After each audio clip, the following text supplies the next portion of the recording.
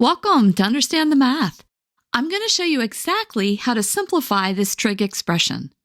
In this problem, we can see that we have a tangent squared and a secant squared. So we need to remember our Pythagorean identity, which says that tangent squared x plus 1 is secant squared x.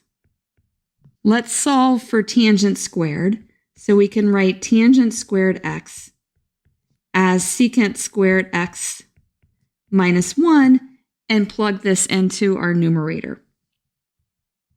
This gives us 2 plus secant squared x minus 1, all divided by secant squared x minus 1. This gives us 1 plus secant squared x on the top, secant squared x in the denominator, and then we're still subtracting 1.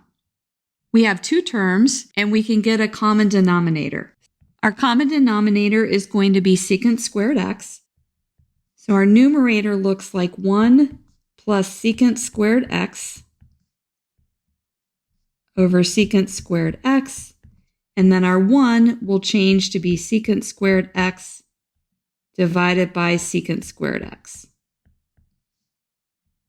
This gives us 1 plus secant squared x minus secant squared x,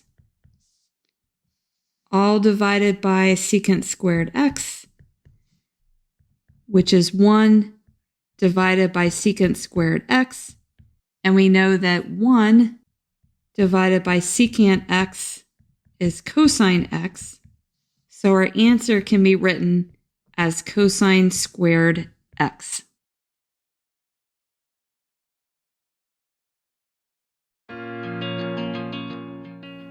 If this video has been helpful to you, please consider subscribing to my channel. Keep believing in yourself and have a great rest of your day.